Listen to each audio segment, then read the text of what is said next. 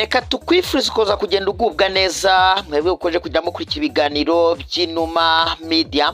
Hanyuma rero murabizi neza yuko tuba tugenda tubagezaho icyitwa Inuma Sports Fire, ni ahandi tugenda tubagezaho amakuru y'imikino, tugenda kugeza gusesenguza biye butandukanye bitewe n'ibibazo mwagiye mutubaza. Turaza kuba rero tugenda tugaruka, urumva yuko tugaruka kuri championnat y'u cyacu cy'u Rwanda Premier League 2024-2025. baraza kwa bagarutse ku buso wa 17 bakina weekend ikomeye cyane, weekend irimo derby rwose, derby ikomeye cyane. Kiyovu Sport n'ikipe ya Rayon Sport biraza kwa bikomeye mw'abantu mwe. Gusa nanone bukeye bwaho ku cyumweru biraza kwa bikaze, ikipe ya AS Kigali baza kwa bagenda bari kugana ikipe ya PFC. Tugiye kuza ngende nkubwira n'izindi match zihari, hanyuma tugende tureba noneho esa ya makipe Rayon Sport n'ikipe ya PFC ziraza kwitwara gute nyuma yuko navuga nti zaki gikombe cy'amahoro. Ariko ku munsi wa 16 wabanje ikipe ya Rayon Sport isa nkaho yahuye n'ibibazo bikomeye cyane, baza gutakaza amanota. Noneho niki kigiye kwa kigenda kiba ni Hashimani muri kumwe rero mu Numa Sports Fire y'uyu munsi. Reka tuze mitengenda nkubwira amakipe uburyo agiye kumanuka muri iyi weekend, dore yuko amakipe akoje kugenda ashakisha ibyo yagenda abona igikombe, ayandi nayo arwana n'uburyo yagenda yisevinga ku buryo atazajya gucya ngo yerekeza mu cyiciro cya kabiri.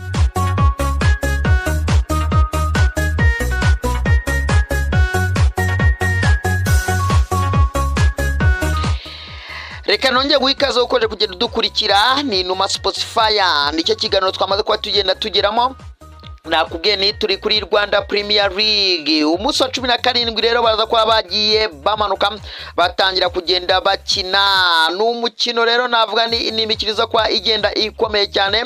Hanyuma noneho baraza kwa bagenda batangira ku munsi w'ejo kuri wa gatanu ku isaha y'isa 9 ikipe ya Gorilla Football Club bazabagenda bakina n'ikipe ya Musanze. Izingagi nkuru kabisa ziba zigenda zicakira n'ikipe ya Gorilla. Urumva yuko rero Gorilla nazo ni ingagi, ariko noneho Musanze akavuga yuko ari ingagi nkuru zikaza rero zagiye zicakira n'ikipe ya Gorilla. Hanyuma mukebwa kwa gatandatu rwo hazaza match nyinshi cyane, aza tariki ya 15 z'ukwa 2025. Ikipe zose zagenda zikina hafi ku isaha y'isa 9.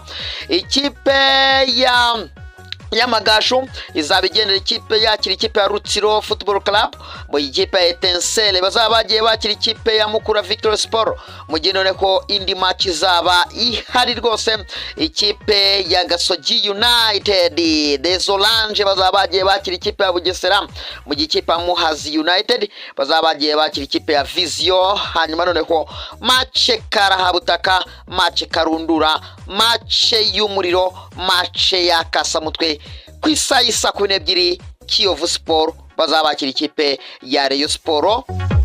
Iyi match tugiye kuza tugende tuyigarukaho, ariko reka bitegubwira noneho match zihari ku cyumweru ni match zigera kuri 2 gusa ku isaha y'isa 12. Iyi match ari ku isaha y'isa 9, ariko APR yamaze gusa yuko yazagenda yakira ino match ku isaha y'isa 12, aho ikipe ya Rayon Sport ikipe ya PFC bazabakira ikipe ya ASD Kigali, match ikomeye cyane. Mu gihe noneho ku isaha y'isa 9 nanone ikipe ya Police Football Club bazabagiye bakira ikipe ya Marine Football Club. Ngayo rero ngibi imikino izagenda imanuka. Reka duhita tuza tugenda twitsa bikomeye cyane kuri izi match za Kasamutwe.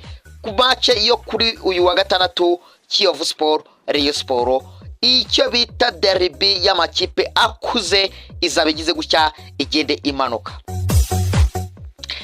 Ikipe ya Rayon Sport ni imwe mu makipe navuga nti asa nk'atitwaye neza mu mikino igera kuri 2 iheruka championnat, haba ku mukino wagiye usoza icyiciro kibanza cyangwa se fazare bakinnye n'ikipe ya Mukura Football Club, yaje kwa igenda ibatsinda ibitego biri byose kuri kimwe. Hanyuma match yakurikiyeho ni match yafunguraga, match nanone yaje kwa igenda ibahuza n'ikipe ya Musanze Football Club. Na amakipe agera kuri 2 ikipe ya Rayon Sport agiye ikina nayo amakipe atoroshye, ntibaza kwitwara neza. Benshi bati Kadime Ndiaye niwe urimo kugenda atsindisha ikipe ya Rayon Sport. Ese weho ni kubibona? bambaje batigira icyo tubwira kuri Kadime Ndiaye wa Rayon Sport, hanyuma ugenda utubwira niba koko yaba ari we urimo kugenda ashirishamo ikipe ya Rayon Sport.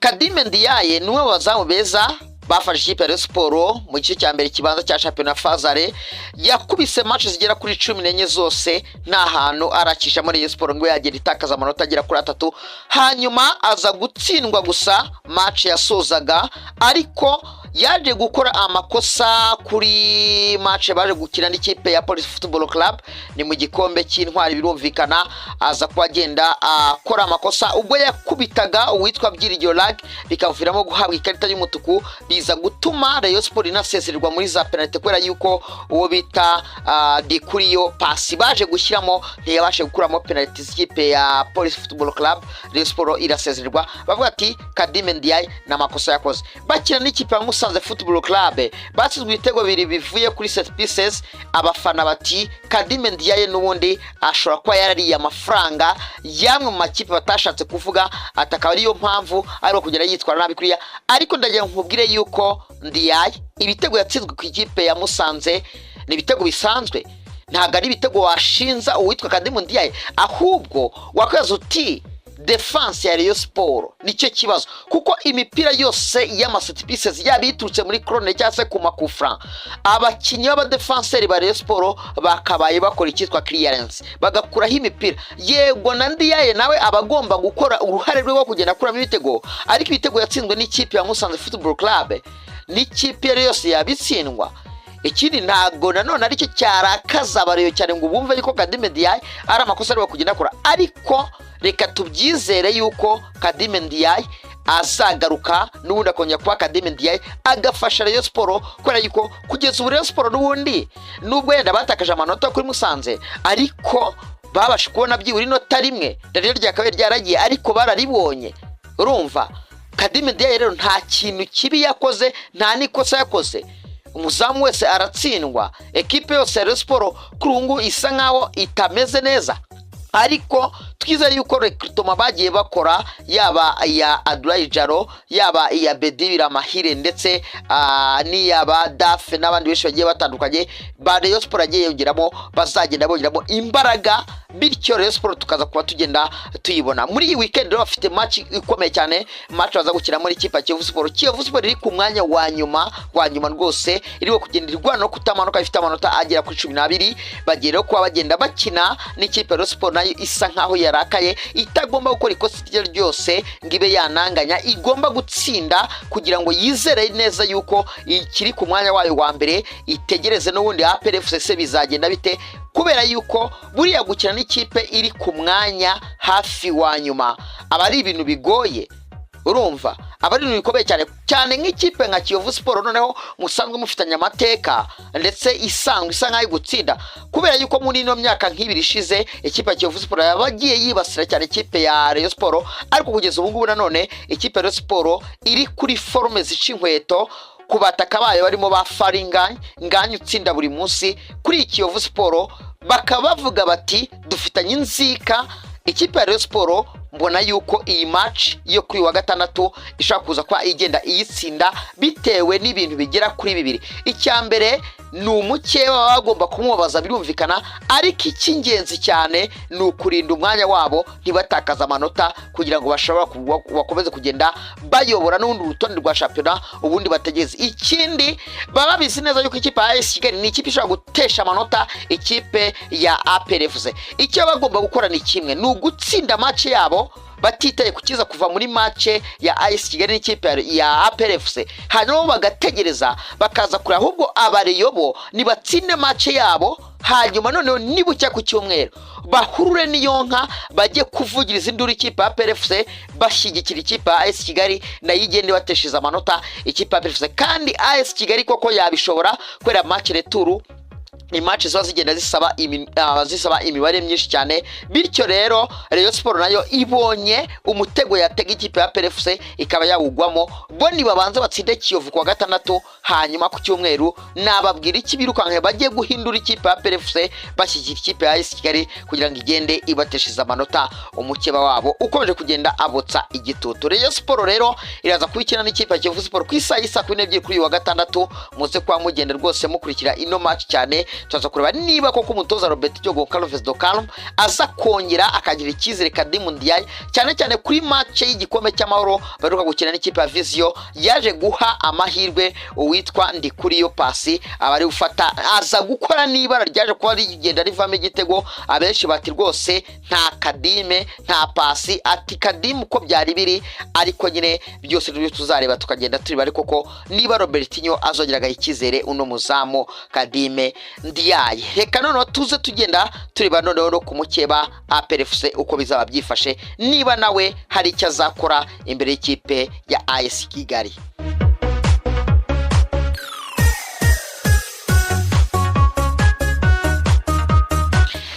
Ikipe ya PFC ku cyumweru bo bazaba bamanukana ku isaha y'isa 12. Match ari ku isaha y'isa 9, ariko APFC amaze gusaba yuko match yajya ku isaha y'isa 12.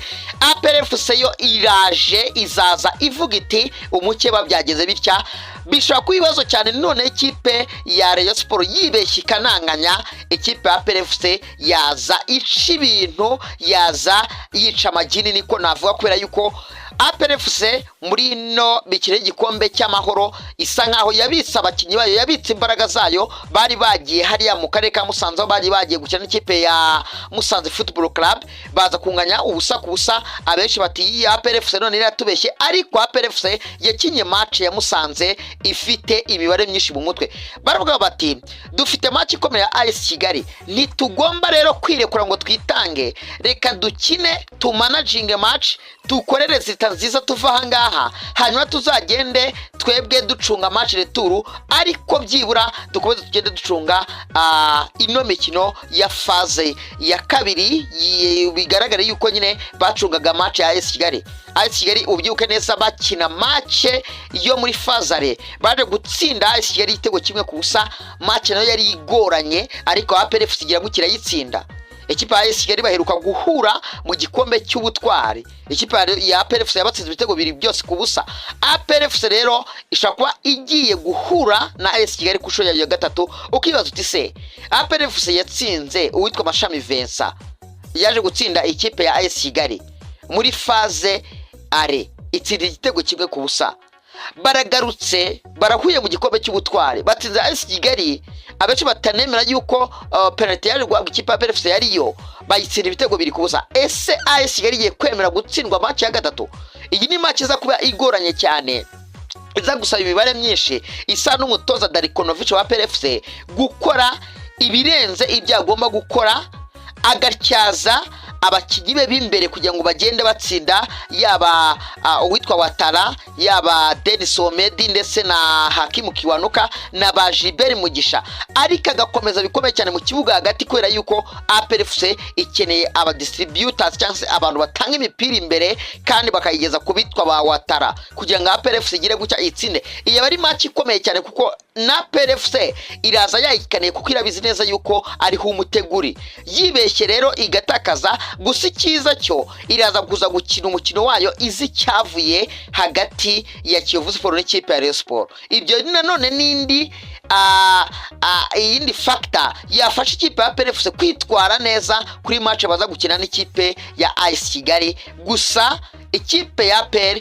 ikigomba gukora no gutsinda match yayo, habigategeza niba Rayon Sport yazajya gucya igasitara. Gusa biragoye, ariko umutoza witwa Darikonovic yahawe buri kimwe cyose muri uku kwezi kwa mbere. Ahabwa abakinyi, ahabwa imbaraga zose yasabaga, barazimuha. Nanone abenshi bitegereje kubategereje kujya gucya ngo bagende bamura, kubera yuko match yaje kuba agenda ahera ko ya Kiyovu Sport. Benshi baravuga ati ni ikipe iri ku mwanya wanyuma n'ubundi guhagarika ikipe ya PFC cyane cyane ko itari isanzwe n'ubundi ari ikipe igura APR FC ati biraza kugorana, ariko noneho ni igipimo kiza kuri Darikonovic gura n'ikipe ya AS Kigali n'ubundi yagiye ayitsinda kubera yuko kuva ageze muri APR FC AS Kigali imikino yose bahuye yarayitsinze. Reka rero turebe noneho niba agiye kongera akayitsinda umukino wa gatatu, gusa byose bizaba bikomeye cyane, ariko navuga nti ikipe ya APR FC n'ubundi bitabaye ibyanga iyi ni match yo gutsinda, cyane cyane yuko zino match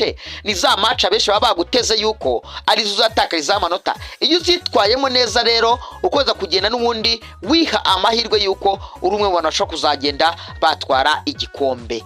Ngiyo rero imikino izaba ihari muri iyi weekend, urumva yuko bitazaba byoroshye.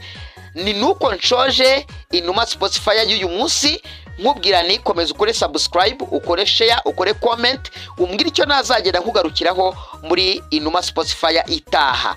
Nge mwari kumwe ni Hashman, rero komeza ugende ukurikira ibiganiro byacu bya Inuma Media. Rumerera Inuma Maxime nawe araza kwagenda abagezaho ibindi biganiro bigiye bitandukanye bya Inuma Sports Fire, mugende mushobora kugenda munogerwa n'iki kiganiro twagiye tubashyiriraho. Ndabakunda cyane, nge nari Hashman, reka mbashimire mvugane muzaryoherwe na weekend y'imikino. Weekend izaba imeze neza, muzagende mugira intsinzi ku makipe yanyu mwese mugenda mufana.